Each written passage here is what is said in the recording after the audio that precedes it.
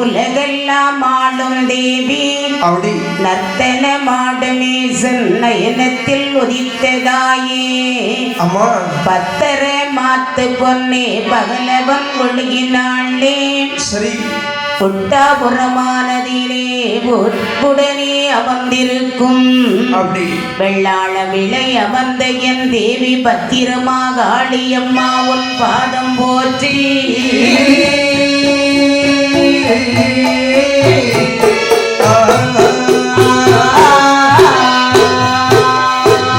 ஆயும் கலை சொரியும் ஆயும் கலை சொரியும்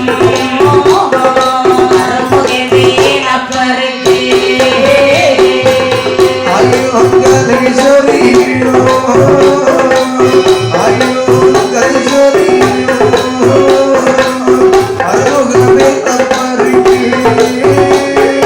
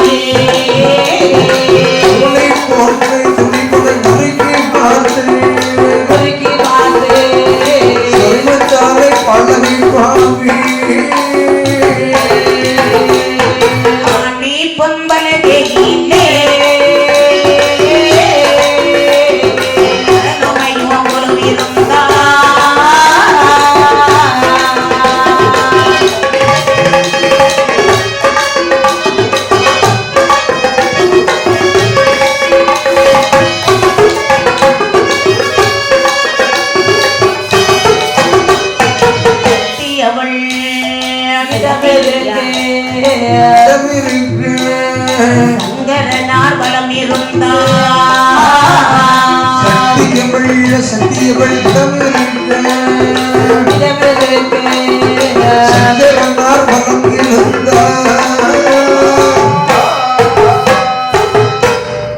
ஆதி கைலாசத்திலே ஆதி பரம்பொருளாகிய பகவான் சரி சிவசக்தியாகிய பார்வதா தேவியும் கொலுவிருக்க மேலும் இந்த கைலாச மலையில் யார் யாரும் வருகிறார்கள் 33 கோடி தேவுக்கள் 47 ரிஷிவர்கள் சங்கத்தார் தானவர் யாவீரம் விடை சூழ பார்வதி சமேதனாக ஒருவருக்கிறார் ஆதிகரை கண்ட பகவான். இப்படி இருக்கக்கூடிய சமயத்தில் அம்பிகையை பார்வதிக்கு ஒரு ஆசை வருகிறது. என்ன ஆசை?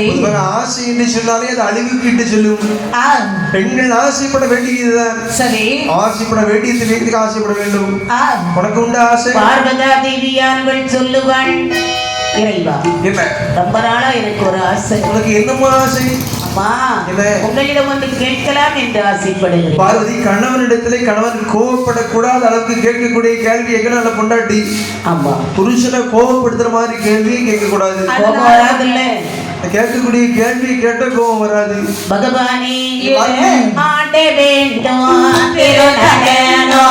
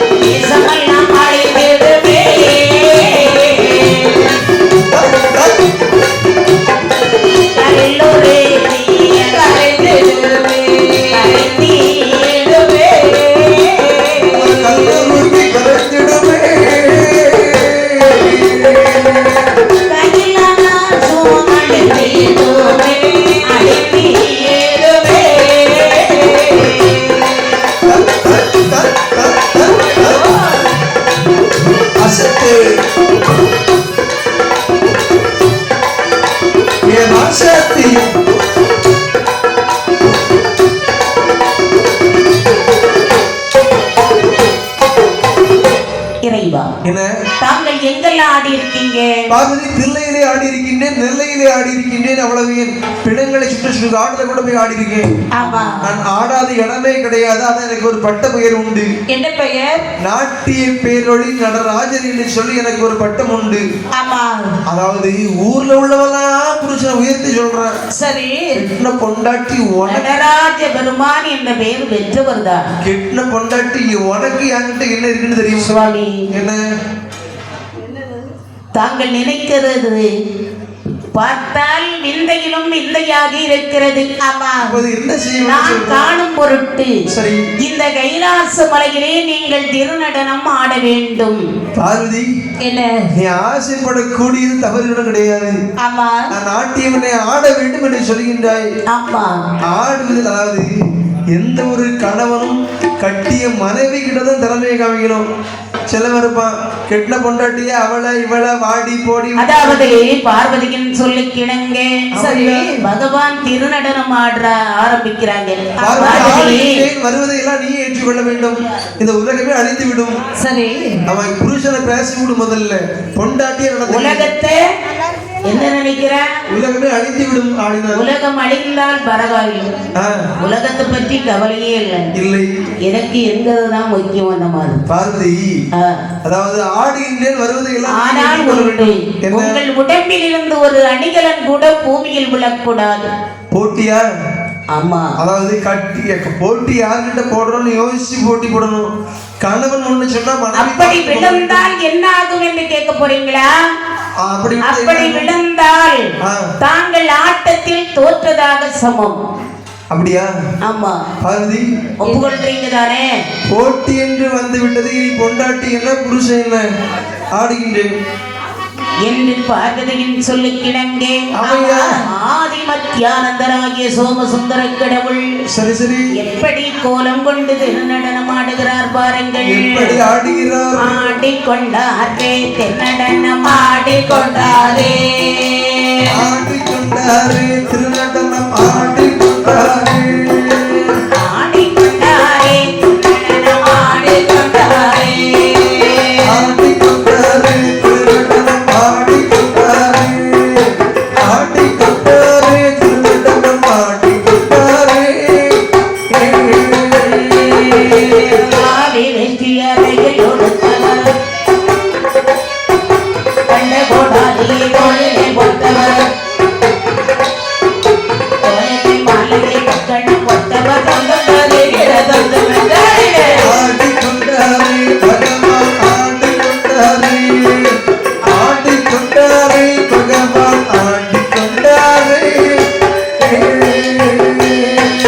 திராட்ச மாலைகள் கோதைகள் ஆடுகிறேன்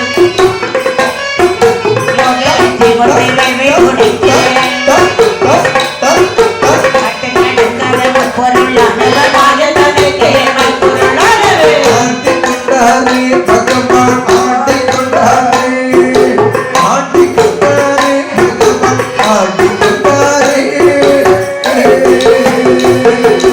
ஆடும் வீரம் மன்னர்வத்தினம் கொடியே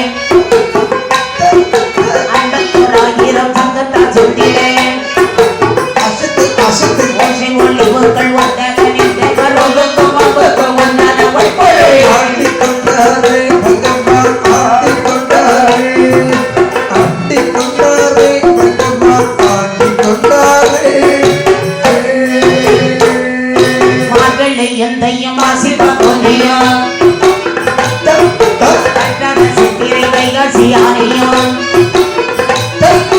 நியாயத்தின் லட்சமாக வெள்ளம் நல்ல வெள்ளி சரி ஞாயிறு கொள்ளாவே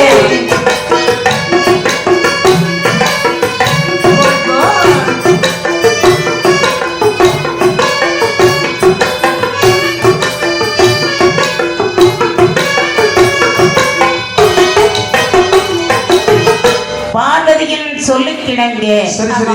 பகவான் எப்படி கோலம் கொண்டு ஆடுகிறார் பாருங்கள். இப்படி எப்படி அம்மா காவி வேஷ்டி அருகிலே கட்டினார், கந்த கோடாரி எடுத்து தோழினை போடுகின்றார். கழுத்திலே உத்ராட்ச மாலை கொத்துகளாக அணிந்து எங்கும் விபூதி பாரி அணிந்தார். கழுத்துல உத்ராட்ச கொட்டை எடுத்து அணிகிறார். ஏன்னா ஒரு உத்ராட்ச மாலை ஒரு வேலை செய்யணும், அதுக்குள்ள கோலத்தை போட வேண்டும். ஆமா. இப்போது வில்லு பாட்டுக்குன்னு வந்து சொன்னா அதுக்கு பொட்டு வைக்கணும், பூ வைக்கணும். வீட்டுல சும்மா இருக்கும்போது அப்படி கோலம் கொண்ட ஆதி பகவான் எப்படி ஆடுகிறார். ஏன்னா இப்ப எந்த வேலையை செய்யணுமோ அதுக்கு இன்று கோலத்தை போட வேண்டும் என்று சொல்லி அப்படி நாட்கள் 7 ஆடுகின்றால் ஒரு வாரம் ஆகிறது. வாரங்கள் 4 ஆண்டுகின்றால் ஒரு மாதம் ஆகிறது. சரி, 12 மாதங்கள் சென்று ஒரு வருடம் ஆகிறது. எப்பவுமே அதுதானே 12 மாதங்கள் என்றால் ஒரு வருடம் தானே. இப்படி பகவான் ஆடிக்கொண்டே இருக்கின்றார். கணக்கில் ஆடுறாங்க, அப்படி யுக கணக்காகவே ஆடிக்கொண்டிருக்கின்றார். ஆமா. பக்கத்துல யார் இருக்கிறா? பொண்டாட்டி பார்வதி இருக்க பார்த்து ரசித்துக் கொண்டே இருந்தாள் அல்லவா. ஆமா. மீண்டும் ஆடுகிறார் பகவான். அதாவது பொண்டாட்டி பார்க்கும்போது அவருக்கு என்ன வருது ரசனை. அதாவது பார்ப்பது பொண்டாட்டி அல்லவா அப்படின்னு சொல்லி நல்லா இன்னும் எடுத்து ஆடுறாரு. அப்படி ஆடக்கூடிய சமயத்திலே பகவான் ஆடக்கூடிய சமயத்திலே காதில் அடைந்திருந்தாரு ஒரு குண்டலம் என்று சொல்லக்கூடிய திருகாணி. ஆமா. அந்த குண்டலத்தின் திருக்கு மெதுவா கலந்து வருது. அப்பதான் பகவான் யோசிக்காரு, அதாவது ஆடும் போது பார்வதிக்கு நமக்கு என்ன போட்டி, என்ன போட்டி நம்ம 2 பேத்துக்கும். ஆடக்கூடிய சமயத்தில் ஏதாவது ஆடை ஆபரணங்கள் கீழே கலந்து விடுது என்று சொன்னால் ஆட்டத்திலே நாம் தோற்று விடுவோம்.